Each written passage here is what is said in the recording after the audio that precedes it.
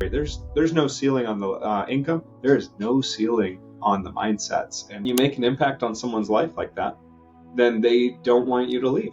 At the end of the day, it's you're always going to be selling a product, but people are involved. Welcome to episode 6 of Mic Drop. Today I'm with Sammy DeStefano. Sammy, how are you? I'm good, Mike. I appreciate you having me on. Good So seeing tell you. everybody where you're at and where you're from. Yeah, so I am originally from Chicago, Illinois. We've been here in Arizona for about 25 years, and then I work the Phoenix, Scottsdale, Arizona market. Gotcha. How many years have you been an agent? Been an agent for about 5 years coming up on, and then in sales about 10. Gotcha. So what made you decide to get into the crazy world of real estate? Because to be honest with you, you have to be a little crazy to get into real estate. I think I started crazier. I sold used BMWs at a BMW store for about 6 years prior. And, just going from that to this, I feel like it was all the same. But to answer your question, I think COVID kind of changed our pay structure and how we were treated. And so that it made me look at different sales industries, and I found this one. So how did you feel like your car sales transferred over into real estate? It took a few months for the switch to click in my mind, but at the end of the day, it's you're always going to be selling a product, but people are involved. And so Sure. It took me a lot of years in cars to learn my sales skills. I'd never done sales before when I first started cars. Once I realized it was just about people and truly about listening and knowing what I think I just did it for so many years. I knew what to say. Then I was able to listen to people, and my Right. sales went up So from you there. did car sales. You say you want to get into real estate. At that point, before you actually got into real estate, what did you think a real estate agent did to get business? Because it's so funny, the people Yeah. that actually think they know what an agent does, and then what you actually do at selling at a high level. I honestly had no idea. My experience was this. This was funny. Over 5 or 6 years, I think I sold 600 or 700 BMWs, and like 95 of them were realtors. And so, when you sell a car, you have to look at the credit application and you have to look at the income of the person. So I knew what they were saying they were making. And I think it was 90 out of the 95 agents wrote 50,000 or less. The lowest I had seen was 25,000. It was Right. honestly, it was never an industry I wanted to be in because I knew that I was making over 100,000 selling to these agents. And um, I jokingly say, like, thinking back, all of those agents came in. They all told me that they knew what I did. We were the same. We were all sales. They were very arrogant, hard to deal with, and they Right. tried to negotiate 60% off of the car's price. And so I never, I was never excited when they walked in. The thing that intrigued me, I didn't know if I wanted to do real estate, but I knew I probably could after all these years, just because interacting with those agents, it didn't seem like they were very skilled at what they did. And 2 or 3 of those agents I sold cars to, they came in and wrote a check for 100, 150, $200,000 car, and Wow. they reported over $1 million on their income. And when I Wow. asked one of them about it, she turned to me, and now I know her. She's competition in this market, and she just winked at me and she goes, "That's just what I'm reporting." And I was like, "I don't know what that means, right?" Man. So that was a W-2 job back then. Car sales was all commission, but we were still in a W-2 structure. I didn't even know what reporting income compared to income made meant. I didn't know what that meant, Right. but I did know I was intrigued. So Well, tell everybody out there, what was your first year like? my first year, I started at the very end, or I started like mid 2020, but my first full year, I think I sold 25, 26, 27 houses. Okay. And truly, I mean, people hear that and they tell me that's a lot of houses. And truly, it's only because I was lucky enough to get into coaching extremely quickly within a few Sure. months of getting licensed. And how And I did that represented impact? the sellers. I represented the sellers because that's what my coach was teaching me back then too. So I that was all selling. I didn't get any experience at that point working with buyer. So you're working heavily on your scripts, making phone calls your first year? Yeah, it was a lot of cold calling. All of those were for sale by owner, canceled, expired uh, Mhm. sources. Gotcha. People who fired their agent, basically. Gotcha. And how did that transfer into your second year? Now that you had 1 year under your belt, was the second year any different? Yeah, yeah. I'm lucky. I was following. To be honest, I was probably following about 20% of what the coach I was paying monthly was telling me to do, Why and is that's that? what the first year looked like. So why do you I think wasn't it's 50%? I wasn't used to working that hard. Car dealerships, you sit around all day and you wait until someone walks in. And I was calling for maybe 2 or 3 hours a day in real estate. And I made some calls in the car dealership, but never on dialers or anything we use today. My second year, my coach sat me down and he basically said, he goes, between you and I, we both know you didn't work very hard. He goes, I'm curious to see what you're capable of. Are you? And I said, yeah. And he said, let's set the goal at 60. And for my second year in the business, 60 houses was terrifying. But, Right. um, you know, looking back, it was January to June. I think 2 or 3 of those were buyers. Most of them were sellers. January to June, about 6 months in, it was like June 20th, I remember, I closed the 30th transaction in 6 months. So Wow. I was on pace. I was on pace for 60. And then I'm young. I'm 28 now, but I was younger then, and my arrogance got a hold of me. And so, I made a lot of money in a short period of time, and I took 6 months off, and my coach was thrilled about it. So, so I slipped back a little bit. So I sold 30 houses that year too. Gotcha.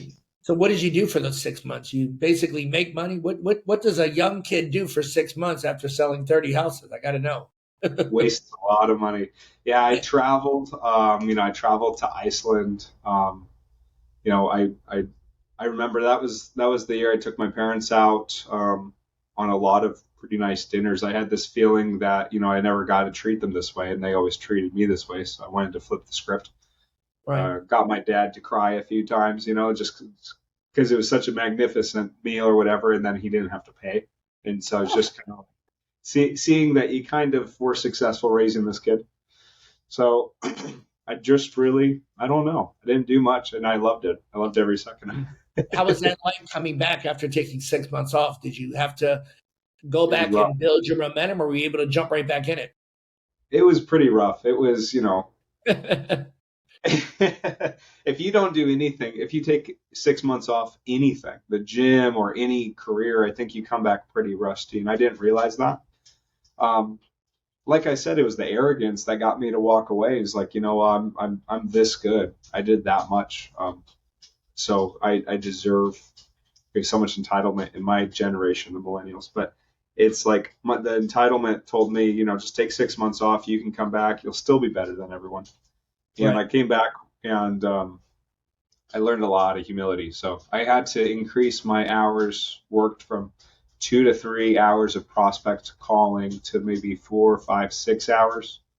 And then I was also working the evenings for the appointments I was setting to. So that So was when do you think interesting. you finally started to realize that you weren't as good as you thought you were? Because I think every real estate agent that has success goes through the exact same thing where they think Yeah. they're better than they are. And at some point, the real estate gods come down and they always humble you. So at what point did the real estate gods show up and say, boom, I'm going to humble you? The brokerage I was at that second year, it was an amazing brokerage and amazing people, but pretty small brokerage. So a little over 200 agents, and no one was doing what I was doing as far as cold calling. Nobody. And so I remember they came out with this thing, this leaderboard every month at the sales meeting. 100 people would be sitting around. We would rent out some, and they'd put it up on the wall, on a projector, and it was like the top 5, top 10 listing agents. And I think 4 or 5 months out of the row, in a row, I made one between 1 and 4. Mm-hmm. And the first few times it happened, everyone's like, "You're brand new. This is amazing. Who are you?" And that did not help at all. And that third year, I left that brokerage. I joined Sotheby's, which is now Sotheby's. I don't even make the top 100. We have agents selling 100 homes a year. What Um, made you leave? What made you leave that company? just felt a little small because I was around I was around you, like you're one of the most talented people I've seen in real estate. And then Appreciate my past coaches, absolutely. My past coaches, and we went to events and conferences and sales conferences, and I would get to meet people, even my age, that were doing 60, 70, 80, 90, 100 homes per year. 100 people hiring you in 1 year. That's impressive. And then I would come back to my brokerage and I would feel this small. And then that. at the next sales meeting, I'd feel this big, right? And so I was like, I must be in the wrong pond. I want to be around more productive people. Yeah. I remember the first time you came to my office, and I remember hearing you collect email addresses and looking over and be like, why are you collecting email addresses instead of trying to collect appointments? And I look at where you were then and where you're at now. It's you're almost like a completely different person. How did you Yeah. transform from that person that was good but still doing things like collecting emails to getting to where you are now, which is obviously a lot better?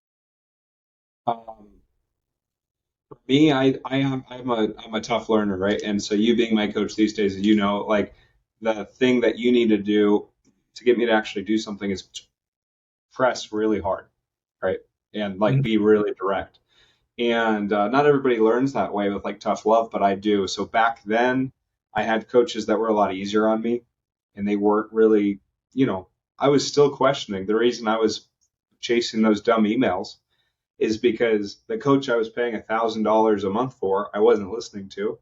I was listening to a free coach on YouTube, Ricky Caruth. something, Ricky the email guy. And so now, so now, um, I think a lot of hard lessons. I went through a ton of pain. I mean, that's what causes us to change our actions. Mhm. But the one thing that when I was able to finally verbalize what was happening was, um, I was paying a lot of money per month for a coach to tell me what to do, and I just realized that if I talk more than he talks during our calls, I'm then paying him all of that money to teach him what I know. Right. And I don't think he appreciated it. I think he would take the money, but there was no value.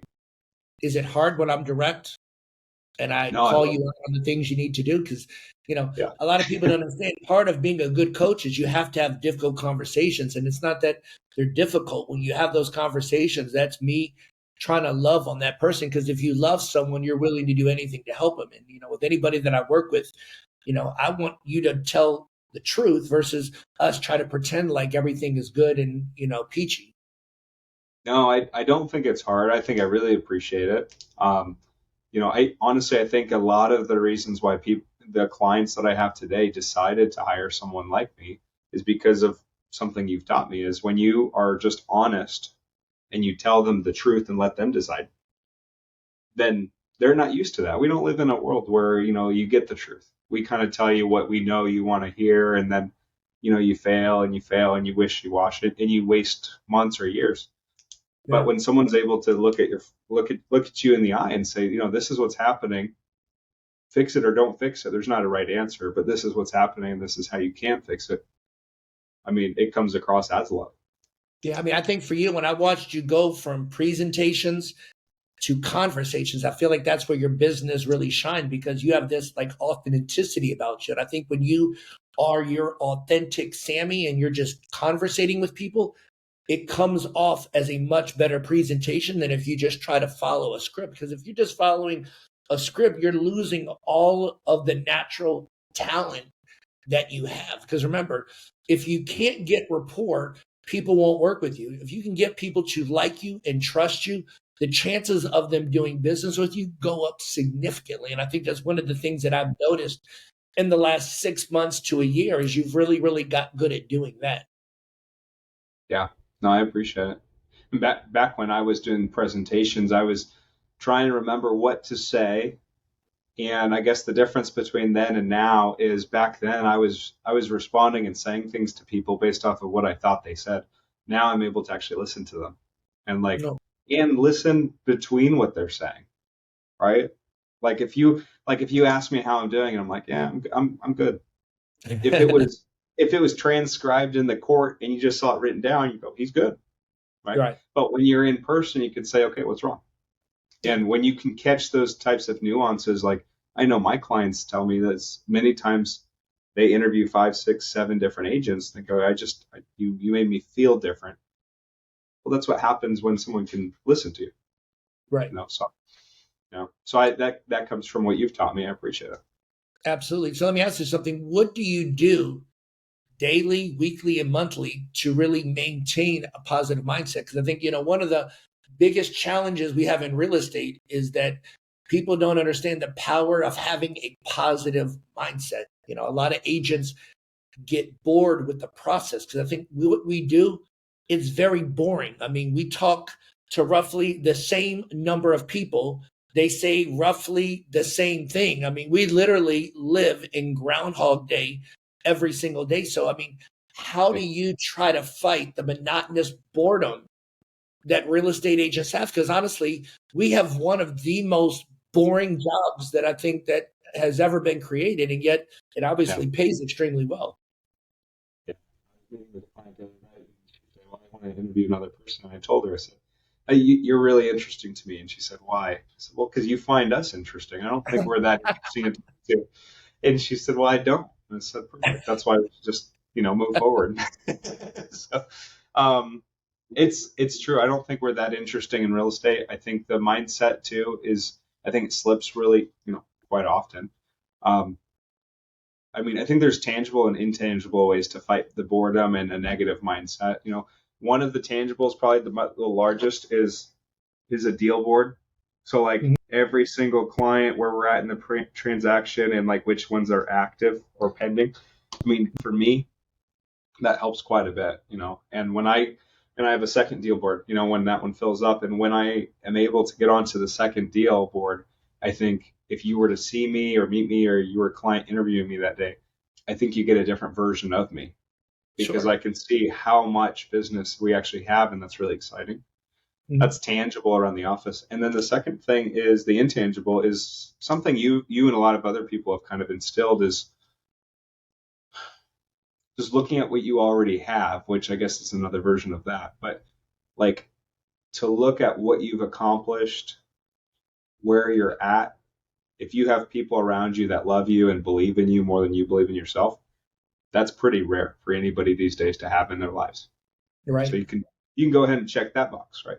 Like if all of your debts are paid, you can check that box. Or if no bills are passed due, check that box. These are extremely rare things to have in 2024. Right. Everybody's struggling.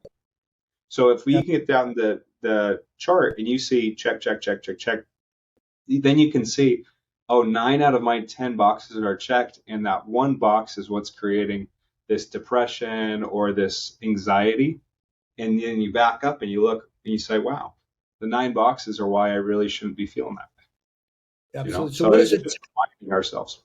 Right. So what does a typical day look like for Sammy? Because everyone always asks, what does a top producing agent do every day? So what does a Yeah. typical day look like for you? I'll say for years I struggled even getting close to this, and I'm still trying to perfect it, although I don't think that'll ever come. Um, I have I have you. You're my business coach. I have a personal training coach. So my personal training coach has me wake up at 3:40 so that I can get things done between 3:40 and 4:20. Get to the gym by 4:30, 4:45. Um, I'm usually in the office by 6:45, 7 these days. I've made that possible because I changed where I live to be very close to the office, and my gym is right across the street. Um, Before that was a challenge. And then, the great thing is we have clients, that move out of state. And so we have clients on the East Coast, we have clients on the West Coast and the Midwest. And so I'll start calling at 7 a.m. because in their time zone, it's not 7 a.m. Right. And they've already started their day. So I can effectively talk to my clients and look for business or look for things that they're needing me to take care of from 7 a.m. to about 12 noon. And then 12 to 1 is easy. That's just where like I meet with my assistant or my partner Cooper, and we're getting, packets and information together for our appointments in the evening if we have them, and then go on those appointments. If we don't have them, then we call that the second shift. And just being genuine, just admitting I'm not great at the second shift. That's where I'm at in my business. Is I'm trying to, if I don't have somebody to meet with, I'm trying to find the energy to do what I did that morning, but in the evening as well. And that's a difficult one to learn. Yeah, I mean, I think for me, one of the things that really gave me separation from the competition was learning the second shift. I felt like most of my competition could easily do a 8 to 12 or a 9 to 12, but if I could do a second shift from like 2 to 6, or in my case, 2 to 7, I always felt like I was getting an extra 300 days of prospecting in addition to what my competition was. And when you stack that over 20 years, it's hard to compete with something that's doing twice the work. Why do you think you and probably a lot of people have so much trouble with the second shift, which is probably honestly the shift that actually gives you the market share? I feel like the first shift at 9 to 12, 8 to 12, that's where you actually being able to compete with the market. The second shift is how you dominate the market. Why is that so hard for you and most agents? I think I think it's mostly mental, like being in physically good shape definitely helps you stay in this business. Um, but I know a lot of great agents that aren't. And so my mentality is like if I set an appointment for that evening, it's pretty amazing. I can work from 7 a.m. to I might not get home until 8, 9 p.m. Maybe I was so busy I forgot to eat on the busy day, Right, and I'm okay. I don't realize that I'm hungry. I don't realize that I'm tired. I don't realize that I'm bored. I'm just going. right. But if I don't have anybody to meet with, then it's kind of in my mind, I'm like, well, everybody else is going home. And I know I work pretty hard otherwise, like all the time I work hard. And so, don't I deserve to have my evening? Just watch one Netflix show, you know, and that kind of thinking can really get you out of order. Is like you're allowed to do whatever you want. You're just not allowed, or you can do whatever you want. You just can't do everything. Yeah. So like schedule an early evening home once or twice a week, and then follow your schedule. And that's what I'm trying to do, as compared to deciding in the moment. Yeah, no, absolutely. I think I try to tell people if you want to be successful, you have to give up what you want to do at any given moment for what you really want in the future. Because you have to realize something. If you always do what you feel like doing, you'll never have what you really want. And I think for a lot of people, they set goals, but they forget that with goals come sacrifices. I know that, we've talked about discipline, but the truth is that you really don't need discipline for you to go to the next level. What you really need is to create different habits. That's why when you got the fitness coach, I was happy, because you have to realize something. If you can discipline your fitness, it's so much easier to discipline all the other areas of your life. If you can discipline getting up at 3:30 or 4 o'clock, it's so much easier to discipline all the other parts of your life. So when I heard you say that you wanted to go down with, what's your coach's name? Is it Chris DeVecchio? Yeah, Chris DeVecchio. Yeah. So I mean, when I heard you were going through that program, I was happy, because as I said, if he can get you to get up at 3:30 or 4 o'clock, which you weren't doing before, what else can you get yourself to do? And I mean, I personally have noticed a difference in your energy, in your mindset, the way you look at your business.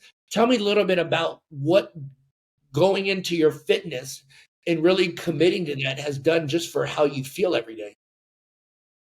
I I just recently put this in.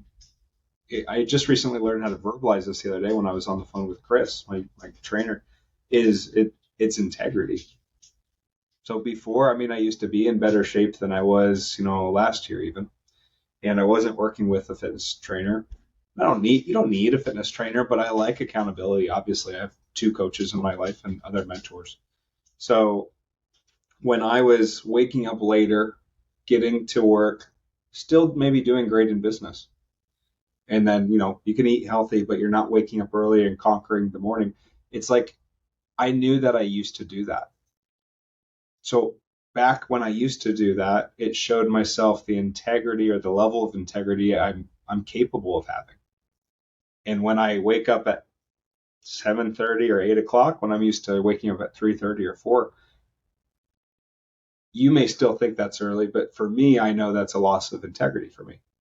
because it's important that I stay structured and disciplined in my routine. So when I implemented that back into my life, it was night and day how I looked at life. I mean, I didn't struggle as much with mindset as I used to because I at least had the integrity that I'm doing hard things that I know I need to be doing Yeah, absolutely. It's for funny the that results that I want.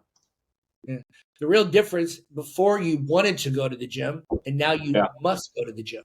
See, people don't realize when you turn your wants into must, that's where all transformation changes. I mean, transformation is when you literally take a want and you make it an absolute must. And that's something that I think in doing that, it's just like instead of saying, I want to prospect, what if you must prospect? Just like I want to brush my teeth, I must brush my teeth. I want to use the bathroom in the middle of the night. I have to use the bathroom, because, in the middle of the night, how much discipline do you need to use the restroom? You don't. You just do it, right? What if you just created a life where you actually just did all the things that you need to do? Imagine where your life would be and everyone else's life. So it's tell me exciting. something. Yeah, So at this stage of your career, what are probably the two biggest things that you're working on right now to improve your business? I would say health and fitness is one of them. I recently started with Chris again, a month and a half ago, and it's been going great. I bring a higher level of awareness, consciousness, not to use the big words, but just like to my clients. When I'm in a good place before I ever meet them, they Mm. get a better Sammy, they get a better service. The other thing with the business is, the thing that you and I are working on quite a bit is maybe organization and caring just a little bit more. See, before when I was hired to sell a property or hired to help them purchase a property, I kind of looked at as long as they have an amazing experience, they like me throughout the process, and I get the job done in the time they were wanting it done, then I feel good. I Mm. feel like, that was a 5-star experience. I would get a review, and that would be the sign, okay, I did great. But I wouldn't really ever call them or stay in touch. After it was all done, I wouldn't call or stay in touch or check in to see if they needed me. You know, Yeah. and we're all Yeah. going through these crazy things the last few years, COVID and the government and changes in different industries. And I've started calling my clients, staying in touch, and really actually caring and showing up when there wasn't any business or an appointment to be at, things like that. And they start It's, sharing what they're going through in their lives, oh, family and absolutely. divorce, medical issues. Like, I had no idea that all of this was happening and that they wanted their realtor to be a little more than a realtor. So So let me ask you something. Why do you think you never called your past clients consistently prior to us working together? Because I know that's one of the things that I really hounded you on was number one, creating a database and so starting to put their birthdays and putting their anniversaries and doing all that stuff. What do you think stopped you from ever doing that prior to us working together? Because it's probably one of the biggest mistakes that I see most real estate agents make is that they don't stay in contact with their database. It's like they value talking to people they don't know versus people they do know. How were you able to start making that change? And more importantly, how hard was it for you to make that change? Because, when you don't call your database and you don't stay in contact with them, it's a little awkward when you call. How was that for you? Because a lot of people out there that listen are starting to do that, and it's hard. it was hard. It was awkward at first. And, the reason I struggled with it in the beginning was I took a lot of pride with being the agent that helped the person that just recently fired their agent for not getting the job done. And so, along with that was the coaching company I had first started with. And they taught Yeah. me so many good things, but along with those good things came a culture of, we're not this, touchy, lovey realtor. We're here for a job. And Yeah. I really, I love that. And I really resonated with that is I'm a professional. I'm going to show up. I'm going to do what your last agent couldn't. You're going to appreciate it. And they did. But, when you make an impact on someone's life like that, you know, then they don't want you to leave. They want you to stay. And so I think in the beginning when it was only awkward because I was calling with the intention of, well, they're a client. So if I'm calling them, I must be calling to get business. And so I would say, do you have a second for a business call? And I was, do you know anybody that wants to buy or sell real estate? Oh yeah, by the way, how are you doing? So it was always me for them. And now I actually know what's going on in their life. I call them up and say, hey, Mike, 2 months ago you said you were gunning for that new job. Just wanted to circle back and see how that went. Like, oh, I got it. It's amazing. Oh, by the way, we need to sell the house. No worries. I can take care of that. How's your wife? And Yeah. you almost take the business and just push it to the side. You're like, I'll do that for you. Don't worry. And then you keep the relationship going. And I got to say, it's so much more fun. The job is Yeah. so much more fun.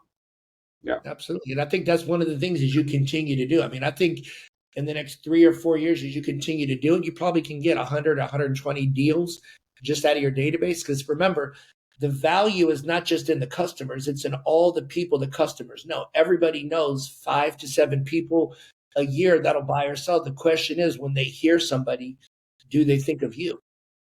Right. I can tell you they won't think of me if the last time I sold their house was 5 years ago, and that was also the last time I talked to them. I mean, let me tell you something. I literally just got a referral for someone that I had not talked to in a decade. And 18 months ago, I literally called up and was like, hey, I was going through my database and I noticed I had not called you in 10 years.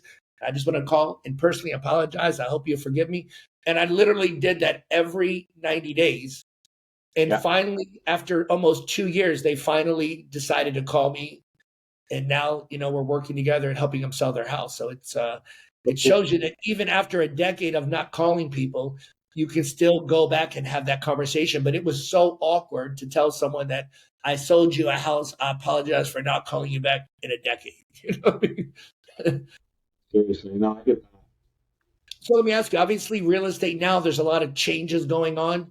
How are you dealing with some of the changes? Because, with my company, to us, it's really business as normal. Not much has really changed because, like I tell people, you never had to hire an agent to sell a house and you never had to pay a buyer agent. You could always sell it yourself. So, have Yeah. you had any drastic changes, or for you, is it business as normal?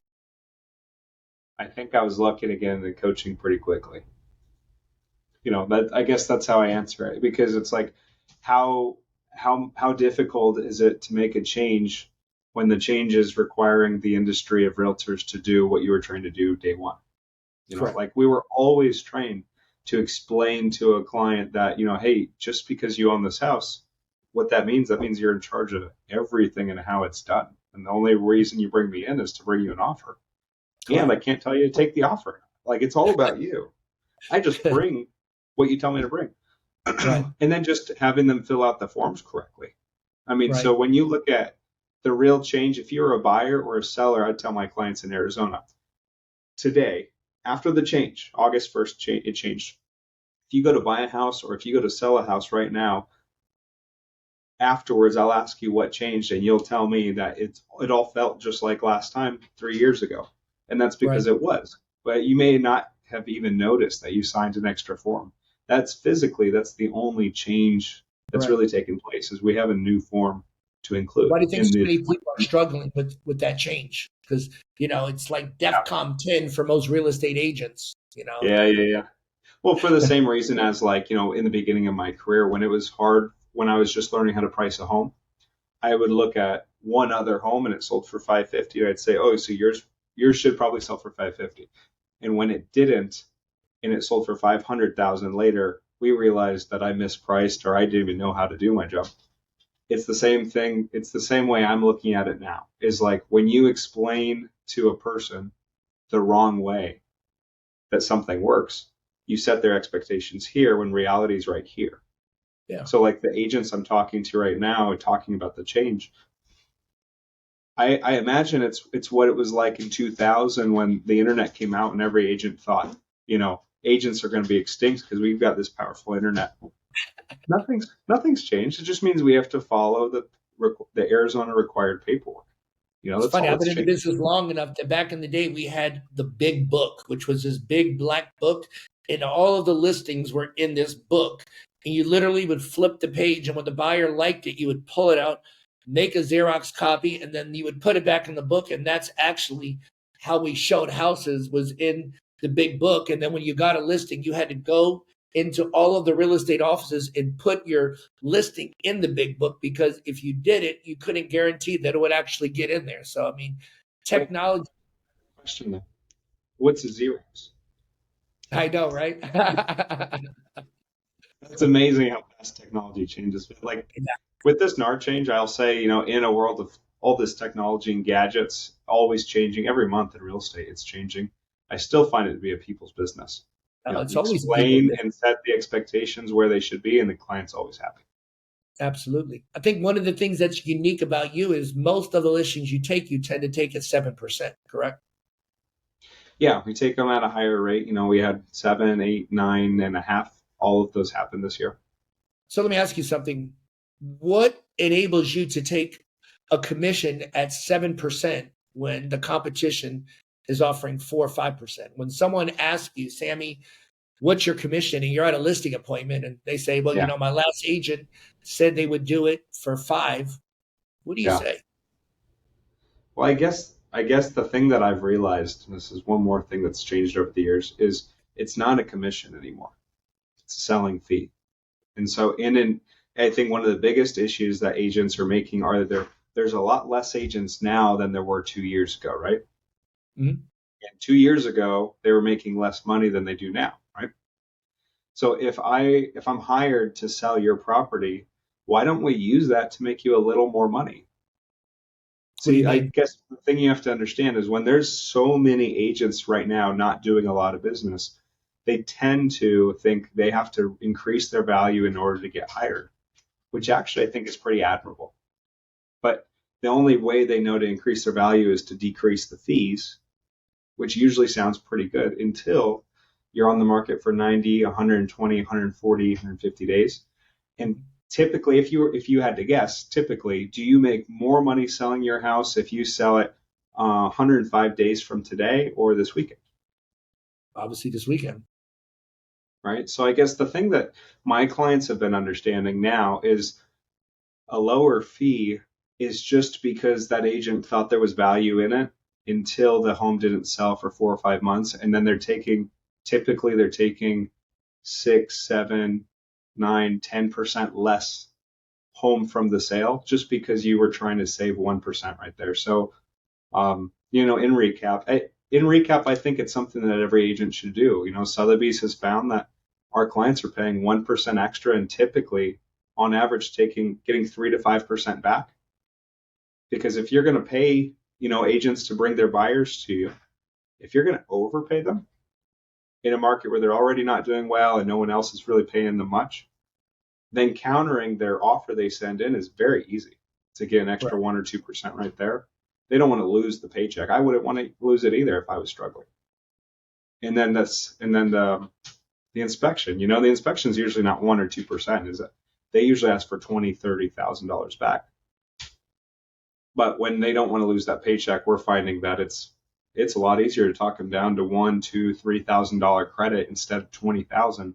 So our client just made between 4, 5, 6, 7% extra than if they were going to go with that last agent. So, I don't, even if clients are watching this video, honestly, like it's for everybody. I think we have to realize that we can use whatever's happening in the market as an advantage to get hired by more clients. I agree with you. I mean, I think that people forget that commission is number one, an investment. The more that you pay, you typically do get more. I know people don't want to hear that or say that, but that's just the reality. And number two, what a lot of people forget is that the buyer really always paid the commission because the buyer was the one writing the check to the seller. It wasn't the seller writing the check. Buyer was basically financing the commission in the deal. It was always been that way. So I think it's very good the way you basically are able to show people that by paying more, they're actually making more. It's an investment really in themselves and their home, if I'm hearing it correct. No, I get back to it. Honestly, I think originally the idea stemmed from something you had taught me back in the day. But the thing I don't understand, when you're this new in the business as I am, 4 or 5 years, you're still figuring out how it all works. I I cannot understand for the life of me when when the seller asks me what my commission is, it's really the selling fee, but we'll call it a commission. And I say, well, it's because it's what I'm worth. And I do a great job and I pay taxes just like you. And do you get paid less at work when you do a good job? None of it's about me because I don't ever tell you what the commission or the selling fee is. My only job as your realtor is to come out and show you how if you choose this or if you choose this, it's going to affect the sale differently. And what are you most comfortable with? Absolutely. Right? Like it never made sense to me. But ultimately the homeowner is in charge of everything for anyone that forgot. So let me ask you, if you had to give 2 or 3 pieces of advice to either a new agent getting in the business or an existing agent that's struggling, what are 2 or 3 pieces of advice that you would give them right now in today's market? I would say the very first one is to find a coach, somebody that you physically have to trade money for their experience and guidance. Because if you're not trading anything, like, there's some amazing workout plans online, and I never followed them. They're free. It's like you don't value something until it costs you something, and that's why people, hire us, is because it Absolutely. costs them a selling fee, but it makes them a lot of money in the process. The other thing is listen to the coach. So, like coaches some of them charge thousands per month, but so many of the agents like myself back in the day, it's like we pay thousands per month just to second guess and question and wonder if our coach is lying to us. But why would they lie? So just find somebody that you can believe in, and don't pick 2 or 3 coaches. And also, I don't know how I feel about this advice, but I'm almost feeling like the need to say, don't hang out with agents in your market. Mm-hmm. Some of my best friends are agents in my market, but I really don't like being around them because they bring my mindset down to a point where I start buying into the belief that I have the power to tell the seller what to do. I have the power to choose the commission. I have the power to tell them what offer to take. That's how a lot of agents think out there, and it's just simply not true. Yeah. I mean, I So think the power of peer group, having people around you, most of my best friends aren't in my area, and I've got, a good mastermind group. We call ourselves the Alpha Dogs, and they're spread out throughout the whole area. And I think, having people that are on the same wavelength of what you want in your life is probably one of the most critical things because, there's very few people along the way that will support you the way you want. Most people will try to tell you that you don't need things. And it's not about not needing it. It's about becoming the best person you are because, life is short. And at the end of the day, when you look back at your life, at least for myself speaking, I don't want to leave anything on the table. I want to make sure that God gave me a gift and that I was able to share that gift with the world and help and serve as many people. So let me ask you, at this point in your career, what motivates you to keep going? I'm kind of just excited because every year for me since I've gotten into the business has proven to me that I can do a whole lot more than I thought I could the year prior. And even at this point, like with you as my coach, right? Like you tell me what I'm going to be doing 2, 3, 4 years down the road. And it's hard for me to buy into that idea of thinking or that way of thinking. Why But is that? I don't, well, because we all have these stories and I've learned to start shedding them, but like the typical reasons I hear is like, my childhood, I was raised with divorced parents, or we weren't mega wealthy, or this or that, or this or that, or this or that. But at the end of all of those excuses, there's someone out there I've learned that would die to be me. And it's Absolutely. like it's the feeling I've had towards you and other people is like I would give I would give my left arm, right, just to be where someone else is, and to understand that that's true about yourself too. So, yeah, the people that you're around completely determine how you think and how you act. And thankfully, I've surrounded myself with some pretty cool people that have been there for me for 5 years. I can't even. It's hard for me to buy into where you see me in 5 years, let alone where I see me in 5 years. I think, you're one of the most talented people that I work with. I think, you're starting to get into this point where I always say, the first stage is you have to believe it's possible. The second thing is you have to believe that you can do it. And then obviously later on in your career is where you start to believe that you're actually worth it. you're really starting to believe that not only is it possible, but that Sammy can do it. How does that feel to start building that confidence in yourself? It, it's humbling, you know. Like what better thing to keep you in a how many people out there are constantly open to a new opportunity work wise? Like they may be really good at what they do, but they're always like if there's a better opportunity that completely means switching industries and all this stuff, they'll take it. And I can't see myself doing that. It's not because of the money, it's not because of the opportunity, it's because of like the caliber of people I've met in this industry. There's no ceiling on the income. There is no ceiling on the mindsets and what's actually possible with, gosh, so much. How you influence people, how you change people's lives. So I've never had that in a job, and that's why I'm so excited to be in the industry around people like you. So, Yeah. no, yeah, I mean, I'll keep saying it. I really appreciate you for all your time and mentorship and guidance, but it's just. I just hope to maybe being able to turn and give that away one day, to the next Oh, I person. know you will. I mean, as I said, as a coach, it's so cool just to watch you grow and to watch you become the agent that I know you can be because, you've been blessed with a lot of skills. And I think when you start to really believe even more in yourself and you go back and you really start spending time with your past clients and we start holding events and start doing all of these things within your database, I mean, there's not many people that are going to be able to compete with you. And I mean, I think that's what to me is most exciting to see where you're at now and to know exactly where you're going to go in the next year or two. So I'm excited for you. Yeah, I appreciate it. Well, I appreciate you spending a couple time out here with me. If anybody wants to get a hold of you, how do they get a hold of you? Yeah, agents are the least secret people on earth. So my name will on the internet will take you anywhere. I've got Facebook, Instagram, but just call or text me at 919-454-6482. And then just Maricopa and Scottsdale, Arizona. I like to say this and oversimplify it for people who haven't been out here. Is like 75% of the people in Arizona live here in my market. And the good news is if you know someone moving here, they're probably moving here. So yeah, if there's anything in the world I can do to help you, with someone that's coming here or leaving here, just give me a call and make sure that you get paid and you get the credit that you deserve. Great. Look forward to meeting you. So, well, thanks for spending time with us and look forward to having you back on a future episode. all right. Thanks again, Mike. Have a great day. All right.